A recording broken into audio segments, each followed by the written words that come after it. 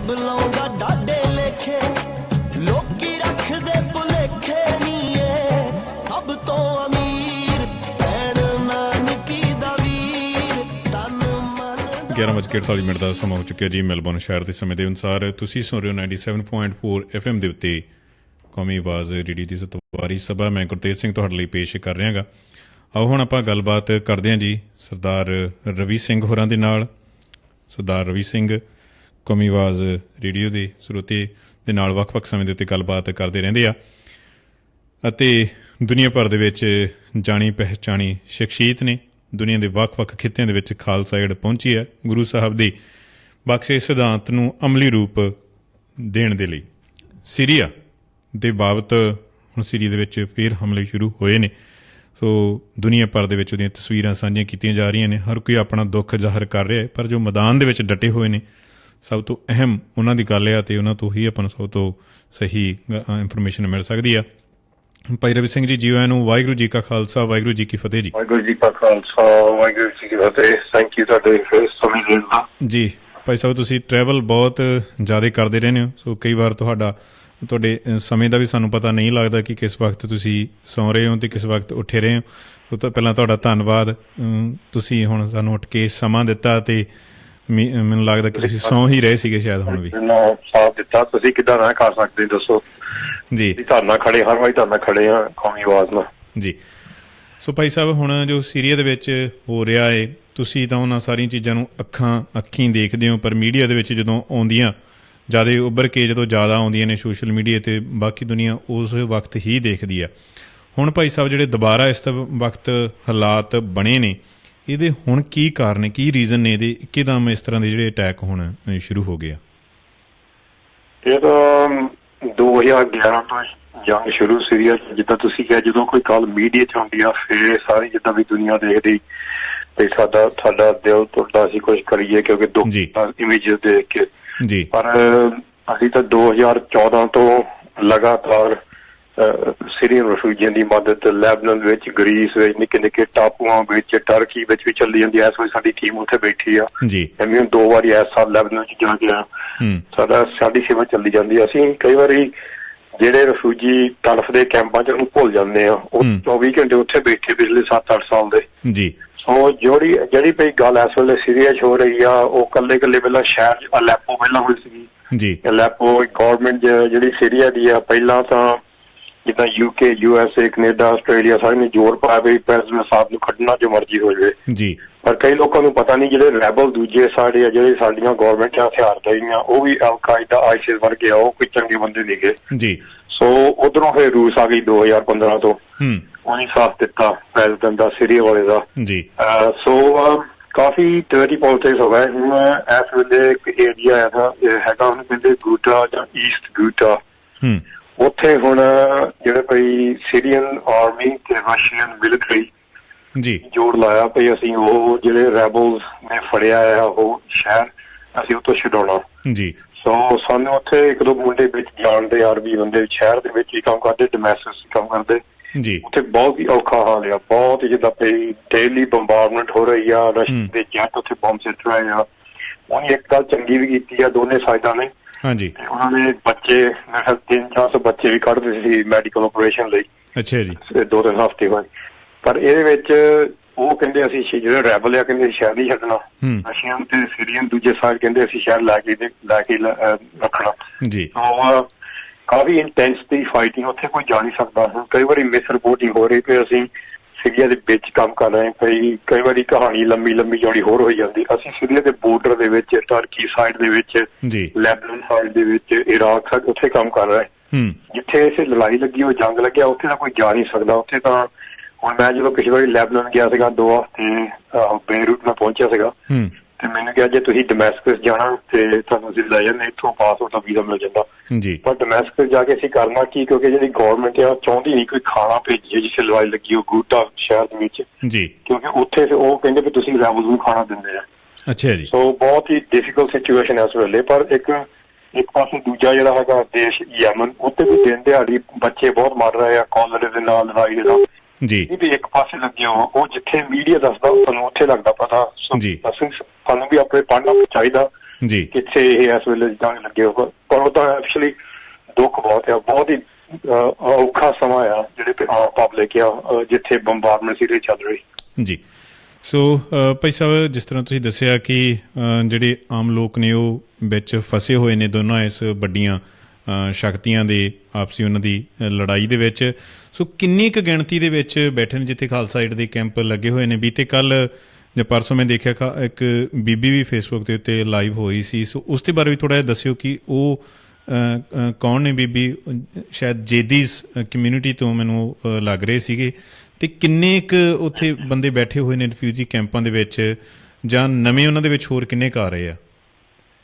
ਜਿਹੜੇ ਅਜ਼ੀਦੀ ਲੋਕ ਆ ਉਹ ਤਾਂ ਡਿਫਰੈਂਟ ਗੱਲ ਹੈ, ਉਹ ਹੈਗੇ ਆ, ਉਹ ਆਈਸਿਸ ਨੇ ਪਹਿਲਾਂ ਫੜੇ ਹੁੰਦੇ ਸੀਗੇ। ਅੱਛਾ ਜੀ। ਉਹ ਇਰਾਕ ਦੇ ਵਿੱਚ ਹੀ ਆ, ਉਹ ਸੀਰੀਅਸ ਸਾਈਡ ਨਹੀਂ, ਉਹ ਤਾਂ ਵਿਚਾਰੇ ਹਜ਼ਾਰਾਂ ਤੋਂ ਹਜ਼ਾਰ ਕੈਂਪਾਂ 'ਚ ਬੈਠੇ। ਪਰ ਅਸੀਂ ਜਿਹੜੇ ਅਨਅਫੀਸ਼ੀਅਲ ਕੈਂਪਾਂ 'ਚ ਬੈਠੇ, ਜਿਹੜੇ ਅਫੀਸ਼ੀਅਲ ਕੈਂਪਾਂ ਭਰੀਆਂ ਆ, ਉਹ ਨਹੀਂ ਜਾ ਨਹੀਂ ਸਕਦੇ। ਜਿੱਦਾਂ ਕੋਈ ਦਰਿਆ ਦੇ ਲਾਗੇ ਕੋਈ ਬਹਿ ਗਿਆ, ਕੰਢੇ ਬਹਿ ਗਿਆ, ਜਾਂ ਕੋਈ ਫੈਕਟਰੀ ਪੁਰਾਣੀ ਦੇ ਵਿੱਚ ਆ ਗਿਆ, ਉਹਨਾਂ ਦੀ ਅਸੀਂ ਮਦਦ ਕਰਦੇ ਹਾਂ। ਉਹ ਤਾਂ 500 ਫੈਮਿਲੀ ਹਰ ਮਹੀਨੇ ਅਸੀਂ ਉਹਨੂੰ ਖਾਣਾ ਪੀਣਾ ਦੇਈਦਾ। ਅੱਛਾ ਜੀ। ਉਹ ਤਾਂ ਚੱਲੀ ਜਾਂਦਾ। ਉਹ ਤਾਂ ਹੁਣ ਜਦ ਤੱਕ ਆਈਸਿਸ ਕੱਢ ਦਿੱਤੀ 2-3 ਸ਼ਹਿਰਾਂ ਤੋਂ, ਪਰ ਉਹ ਆਈਸਿਸ ਹਾਲ ਤੱਕ ਵੀ ਹੈਗੀ ਇਰਾਕ ਦੇ ਵਿੱਚ।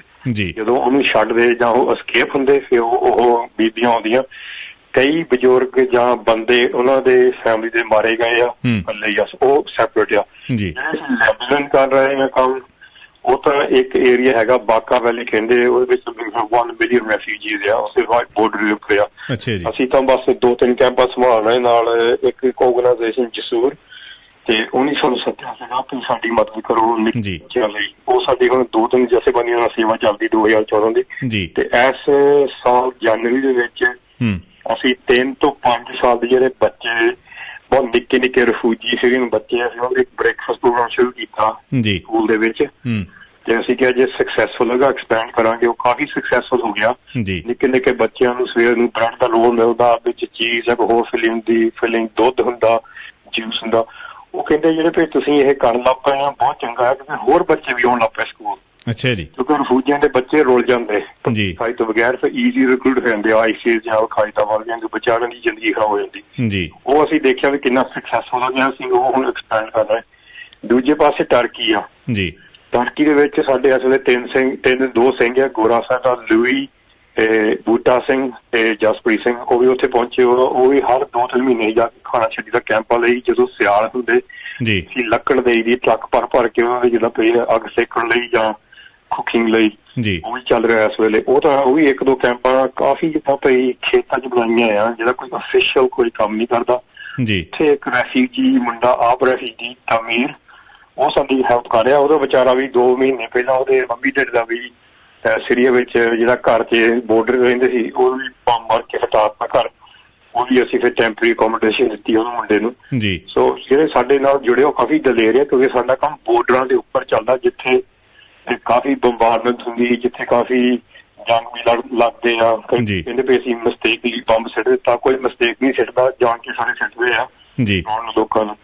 ਸੋ ਇੱਧਰ ਗ੍ਰੀਸ ਤਾਂ ਜਿਹੜਾ ਸਾਡਾ ਸੀ ਕੰਮ ਨਿੱਕੇ ਟਾਪੂ 'ਚ ਬੰਦ ਹੋ ਗਿਆ। ਹੁਣ ਇਸ ਵੇਲੇ ਸਾਡਾ ਮੋਸਟ ਐਕਟਿਵ ਲੈਬਨਾਨ ਕੀ ਸੀਰੀਅਨ ਰੈਫਿਊਜੀ ਲਈ ਆ। ਮੈਨੂੰ ਕੱਲ ਹੀ ਮੈਸੇਜ ਆਇਆ ਸਾਡਾ ਰੈਪਰੈਜ਼ੈਂਟੇਟਿਵ ਮਹਿਮੂਦ ਲੈਬਨਾਨ ਤੋਂ, ਜਿੱਥੇ ਜੰਗ ਲੱਗਾ ਆ ਉੱਥੇ ਖਾਣੇ ਦੀ ਬਹੁਤ ਲੋੜ ਆ, ਜਿੰਨਾ ਤੁਸੀਂ ਪੈਸਾ ਭੇਜ ਸਕਦੇ ਹੋ ਤੇ ਅਸੀਂ ਮੂਹਰੇ ਕਰਾਂਗੇ ਲੈ ਕੇ। ਪਰ ਅਸੀਂ ਮਾੜੀ ਜਿਹੀ ਸੋਚ ਸਮਝ ਕੇ ਭੇਜੀ ਦੇ ਪੈਸੇ, ਜਿੱਥੇ ਅਸੀਂ ਆਪ ਨਹੀਂ ਜਾ ਸਕਦੇ। ਪਰ ਉਹ ਮੁੰਡਾ ਪੜ੍ਹਿਆ ਲਿਖਿਆ, ਸਾਡੀ ਕਾਫੀ ਦੋਸਤੀ ਆ, ਤੇ ਉਹਨਾਂ ਅਸੀਂ ਭਰੋਸਾ ਰੱਖਣਾ ਪੈਣਾ। ਅਸੀਂ ਥੋੜਾ ਆਪਰੇਸ਼ਨ ਸ਼ੁਰੂ ਕਰਾਂਗੇ, ਜਿੱਥੇ ਬੰਬਾਰਮੈਂਟ ਚੱਲੀ ਉੱਥੇ ਉਹ ਲੋਕਲ ਮੁੰਡੇ ਲੈ ਕੇ ਜਾਣ ਖਾਣਾ। ਪਰ ਜਿੱਥੇ ਅਸੀਂ ਨਹੀਂ ਜਾ ਸਕਦੇ ਉੱਥੇ ਅਸੀਂ ਜ਼ਿਆਦਾ ਇਨਵੈਸਟਮੈਂਟ ਨਹੀਂ ਕਰਦੇ। ਉਹਨਾਂ ਨੂੰ ਪਤਾ ਵੀ ਅਸੀਂ ਤਿਆਰ ਆ, ਜਦੋਂ ਵੀ ਸਾਨੂੰ ਮੌਕਾ ਮਿਲੇ ਅਸੀਂ ਟਰੱਕ ਭਰ ਕੇ ਭੇਜ ਦੇਵਾਂਗੇ ਲੈਬਨਾਨ ਤੋਂ। ਸੋ ਸਾਡੀ ਹਰ ਵੇਲੇ ਤਿਆਰੀ ਰਹਿੰਦੀ ਹੈ ਇੱਦਾਂ ਦੇ ਏਰੀਆ ਵਿੱਚ। ਸੋ ਬਾਕੀ ਆਪਾਂ ਅਰਦਾਸ ਕਰ ਸਕਦੇ ਹਾਂ ਜੀ ਉਹਨਾਂ ਦੇ ਲਈ। ਸੋ ਆਪਾਂ ਕਿਤੇ ਆਪਣੀਆਂ ਜੇ ਜਿਹੜੀਆਂ ਲੰਗਰ ਵਾਲੀਆਂ ਫੌਜਾਂ ਤਾਂ ਉੱਥੇ ਬੈਠੀਆਂ ਹੋਈਆਂ ਨੇ, ਦੂਸਰੀ ਆਪਣੇ ਕੋਲ ਅਜੇ ਫੌਜ ਕੋਈ ਨਹੀਂ ਆ। ਜੇਕਰ ਆਪਾਂ ਯੂਨਾਈਟਿਡ ਨੇਸ਼ਨ ਦੀ ਥੋੜ੍ਹੀ ਜਿਹੀ ਤੁਹਾਡੇ ਤੋਂ ਇਨਫੋਰਮੇਸ਼ਨ ਲੈਣੀ ਚਾਹਾਂ, ਕਿੰਨਾ ਕੁ ਇੰਟਰਵੀਨ ਕਰ ਰਹੀ ਹੈ ਇਸ ਲੜਾਈ ਨੂੰ ਘਟਾਉਣ ਦੇ ਵਿੱਚ ਰਵੀ ਸਿੰਘ ਜੀ? ਕੀ ਇਸ ਸਮੱਸਿਆ ਦਾ ਕੋਈ ਹੱਲ ਨਿਕਲ ਸਕੇ, ਜਾਂ ਦੂਜੇ ਦੇਸ਼ ਨੇ ਵੱਡੀਆਂ ਸ਼ਕਤੀਆਂ ਉਹ ਕਿੰਨਾ ਕੁ ਪ੍ਰੈਸ਼ਰ ਇਹਦੇ ਉੱਤੇ ਪਾ ਰਹੀਆਂ ਨੇ? ਪ੍ਰੈਸ਼ਰ ਤਾਂ ਯੂਨਾਈਟਿਡ ਨੇਸ਼ਨ ਨਹੀਂ ਕੁਛ ਕਰ ਸਕਦਾ, ਕੋਈ ਪਾਵਰ ਨਹੀਂ ਯੂਨਾਈਟਿਡ ਨੇਸ਼ਨ ਦੀ, ਉਹ ਤਾਂ ਦਿਖਾਵਾ ਹੀ ਆ। ਤੇ ਐਕਚੁਅਲੀ ਰਸ਼ੀਆ ਤੇ ਅਮਰੀਕਾ ਸੀਰੀਆ ਵਿੱਚ ਜੋ ਕਰਨਾ ਚਾਹੁੰਦੇ ਕਰ ਸਕਦੇ, ਪਰ ਉਹ ਇਸ ਵੇਲੇ ਇਹ ਆ ਰਸ਼ੀਆ ਦੇ ਨਾਲ ਈਰਾਨ ਆ ਜੀ ਤੇ US ਤੇ ਵੈਸਟ ਦੇ ਨਾਲ ਹੈਗਾ ਸਾਊਦੀ ਅਰੇਬੀਆ। ਜੀ ਇਹ ਦੋਨੇ ਹੀ ਸਾਊਦੀ ਅਰੇਬੀਆ ਤੇ ਈਰਾਨ ਮਿਡਲ ਈਸਟ ਦੇ ਵਿੱਚ ਸੁਪਰ ਪਾਵਰ ਬਣਨਾ ਚਾਹੁੰਦੇ ਵੀ ਕੰਟਰੋਲ ਕਰਨਾ।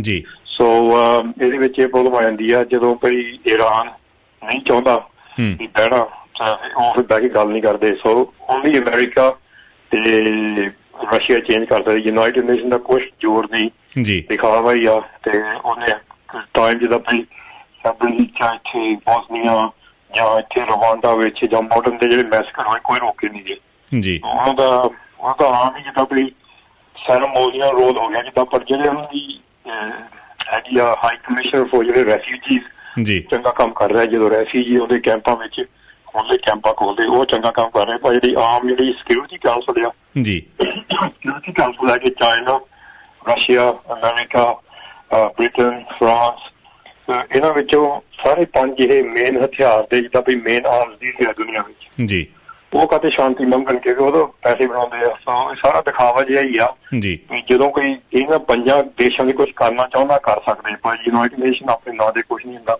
ਜੀ ਰੋਕ ਸਕਦੇ। ਜੀ ਸੋ ਭਾਈ ਸਾਹਿਬ, ਅਸੀਂ ਬਹੁਤੀ ਵਾਰ ਖਬਰਾਂ ਸਾਂਝੀਆਂ ਕਰਕੇ ਭੁੱਲ ਵੀ ਜਾਂਦੇ ਹਾਂ ਕਿਉਂਕਿ ਨਵੀਆਂ ਖਬਰਾਂ ਆ ਜਾਂਦੀਆਂ ਨੇ। ਮੈਂ ਥੋੜ੍ਹੀ ਜਿਹੀ ਗੱਲ ਲੱਗਦੇ ਹੱਥ ਹੁਣ ਕਰਨੀ ਚਾਹੁੰਦਾ ਹੈਗਾ ਜੋ ਰੋਹਿੰਗਾਸ ਭਾਈਚਾਰੇ ਦੇ ਨਾਲ ਬੰਗਲਾਦੇਸ਼ ਦੇ ਵਿੱਚ ਹੋਇਆ ਏ। ਸੋ ਉੱਥੇ ਕਿਸ ਤਰ੍ਹਾਂ ਦੇ ਜਿਹੜੇ ਆਪਣੇ ਖਾਲਸਾ ਏਡ ਦੇ ਕਾਫੀ ਸਮੇਂ ਤੋਂ ਖਾਲਸਾ ਏਡ ਬੈਠੇ ਹੋਏ ਆ ਬੰਗਲਾਦੇਸ਼ ਦੇ ਵਿੱਚ ਵੀ ਰਿਲੀਫ ਕੈਂਪ ਲਾਏ ਹੋਏ ਆ। ਅਤੇ ਬੀਤੇ ਕੱਲ੍ਹ ਵੀ ਇੱਕ ਟਵਿੱਟਰ ਸਾਂਝਾ ਕੀਤਾ ਹੈ ਬੀਬੀ ਗੁਰਮੇਹਰ ਕੌਰ ਬੱਚੀ ਨੇ। ਸੋ ਉਹ ਮੈਂ ਥੋੜ੍ਹਾ ਜਿਹਾ ਸਰੋਤਿਆਂ ਦੇ ਲਈ ਪੜ੍ਹਦਾ ਹਾਂ। ਭਾਈ ਰਵੀ ਸਿੰਘ ਉਹਨਾਂ ਨੂੰ ਤਾਂ ਪੜ੍ਹਿਆ ਹੋਊਗਾ। My mid semester break I spend working with Khalsa aid at Rohingya refugee camps in Bangladesh, providing nutrition kits to 1,000 adopted families, many of have pregnant women and children. So ਇਹ ਗੁਰਮੇਹਰ ਕੌਰ ਬੀਬੀ ਵੀ ਉੱਥੇ ਪਹੁੰਚੀ ਆ, ਕਾਫੀ ਜ਼ਿਆਦਾ ਚਰਚਾ ਦੇ ਵਿੱਚ ਰਹੀ ਹੈ, ਜੋ ਪੀਸ ਦੀ ਗੱਲ ਕਰਦੀ ਹੈ ਹਮੇਸ਼ਾ। ਸੋ ਥੋੜ੍ਹਾ ਜਿਹਾ ਸਾਨੂੰ ਅਪਡੇਟ ਵੀ ਕਰ ਦਿਓ ਇਸ ਬਾਬਤ ਵੀ ਕਿ ਉੱਥੋਂ ਕਿਸ ਤਰ੍ਹਾਂ ਦੇ ਚੱਲ ਰਹੇ ਨੇ ਅਤੇ ਉੱਥੇ ਦੇ ਜਿਹੜੇ ਹੁਣ ਰਿਫਿਊਜੀਜ਼ ਨੇ ਉਹਨਾਂ ਦੇ ਹਾਲਾਤ ਕੀ ਹੈ, ਕਿ ਉਹਨਾਂ ਨੇ ਵਾਪਸ ਮੁੜਨਾ ਸ਼ੁਰੂ ਕਰ ਦਿੱਤਾ ਹੈ ਜਾਂ ਕੀ ਹਾਲਾਤ ਨੇ?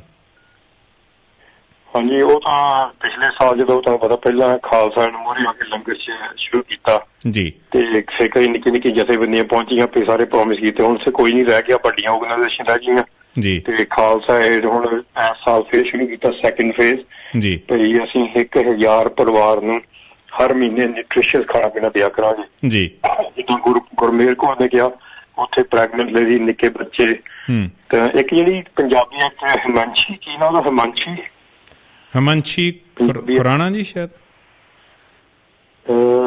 ਮੈਂ ਤੁਹਾਨੂੰ ਨਾਂ ਲੱਭ ਕੇ ਦੇਣਾ ਤੁਹਾਨੂੰ ਮੈਂ। ਅੱਛਾ ਜੀ, ਉਹ ਵੀ ਉੱਥੇ ਪਹੁੰਚੀ ਇਸ ਵੇਲੇ। ਅੱਛਾ ਜੀ। ਸੋ ਉਹ ਜਿਹੜੇ ਕੋਈ ਇਸ ਵੇਲੇ ਅਸੀਂ ਬੀਬੀਆਂ ਨੂੰ ਜਿਹਾ ਕਾਫੀ ਭੇਜਿਆ ਜੀ, ਕਿਉਂਕਿ ਕਈ ਆਰਗੇਨਾਈਜੇਸ਼ਨ ਹੈਗੇ ਬੰਦੇ ਭੇਜੀ ਜਾਂਦੇ, ਅਸੀਂ ਕਹਿੰਦੇ ਨਹੀਂ, ਅਸੀਂ ਇਨਕਰੇਜ ਕਰਦੇ ਕੋਈ ਲੇਡੀਜ਼ ਵੀ ਹੋ ਰਹੇ ਹੋਣ ਜੀ। ਸੋ ਉੱਥੇ ਜਿਹੜੇ 1,000 ਪਰਿਵਾਰ ਆ ਉਹ ਵਿਚਾਰੇ ਬਹੁਤ ਜਿੱਦਾਂ ਵੀ ਪਿੱਛੇ ਆ, ਕਾਫੀ ਜਿੱਦਾਂ ਉਹਨਾਂ ਦੀ ਮੈਂਬਰਸ਼ਿਪ ਆ 4-5 ਹਜ਼ਾਰ ਲੋਕ ਹੋਣੇ ਜੀ, 12 ਵਿੱਚੋਂ ਘੱਟ ਤੋਂ ਘੱਟ।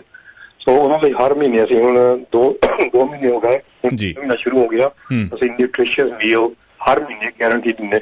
ਸੋ ਗੁਰਮੇਲ ਕੌਰ ਦੀ ਸਟੋਰੀ ਤੁਹਾਨੂੰ ਪਤਾ ਹੀ ਆ ਜੀ, ਜਦੋਂ ਉਹਨੇ ਰਾਈਟ ਵਿੰਗ ਗਰੁੱਪਸ ਨੂੰ ਚੈਲੰਜ ਕੀਤਾ ਉਸ ਵੇਲੇ, ਬਿਲਕੁਲ, ਤੇ ਅਸੀਂ ਵੀ ਉਹਨਾਂ ਉਸ ਵੇਲੇ ਸਾਰੇ ਖੜੇ ਹੋਏ ਸੀਗੇ ਜੀ। ਉਦੋਂ ਨਾ ਮੇਰਾ ਕਾਂਟੈਕਟ ਮਿਲਦਾ ਆ, ਕਹਿੰਦੀ ਮੈਂ ਵੀ ਜਾਣਾ ਚਾਹੁੰਦੀ ਆ ਜੀ, ਕੋਈ ਮਿਸ਼ਨ ਤੇ ਪਹਿਲਾਂ ਵੀ ਜਾ ਸਕਦੀ, ਪਰ ਸਾਡੇ ਉੱਥੇ ਪੇਪਰ ਵੀ ਬਣੇ ਜੀ। ਸਾਨੂੰ ਬੜੀ ਖੁਸ਼ੀ ਆ ਕਿ ਏਦਾਂ ਦੇ ਜਿਹੜੇ ਕੁੜੀਆਂ ਮੁੰਡੇ ਨੌਜਵਾਨ ਮੋਹਰੇ ਹੋ ਰਹੇ ਆ ਜੀ। ਜੀ ਬਹੁਤ ਵਧੀਆ ਗੱਲ ਹੈ ਜੀ ਕਿ ਸਾਡੇ ਅਗਲਾ ਭਵਿੱਖ ਨੇ ਸਾਡੀ ਇਹ ਪੀੜ੍ਹੀ ਦਾ, ਉਹ ਤੇ ਉਹ ਬੜੇ ਵਿਸ਼ੇਸ਼ ਕਰ ਮੂਹਰੇ ਤਾਂ ਆਉਂਦੇ ਨੇ, ਕਈ ਬੜੀਆਂ ਹੋਰ ਚੀਜ਼ਾਂ ਤਾਂ ਇਹ ਨੇ, ਪਰ ਜੋ ਮਨੁੱਖਤਾ ਦੇ ਭਲੇ ਦੇ ਲਈ ਆਉਂਦੇ ਨੇ ਉਹ ਇੱਕ ਬਾ ਕਮਾਲ ਆਪਾਂ ਕਹਦੀ ਕੀ ਗੱਲ ਹੁੰਦੀ ਹੈ, ਤੇ ਉਹਦਾ ਪ੍ਰਤੱਖ ਮੁਜ਼ਾਹਰਾ ਹੁਣ ਗੁਰਮੇਲ ਕੌਰ ਕਰ ਰਹੇ ਨੇ। ਤੇ ਅਖੀਰ ਦੇ ਉੱਤੇ ਭਾਈ ਸਾਹਿਬ, ਜਦੋਂ ਅਜਿਹੇ ਕੈਂਪ ਸ਼ੁਰੂ ਹੁੰਦੇ ਆ ਤੇ ਮਾਇਆ ਦੀ ਲੋੜ ਹੁੰਦੀ ਆ, ਤੇ ਸੰਗਤਾਂ ਮਾਇਆ ਤੋਂ ਅੱਗੇ ਆਪਾਂ ਗੱਲ ਕਰ ਲਈ, ਦਸਵੰਧ ਦੀ ਸੰਗਤਾਂ ਨੂੰ ਵੀ ਇੱਛਾ ਹੁੰਦੀ ਕਿ ਅਸੀਂ ਕਰੀਏ।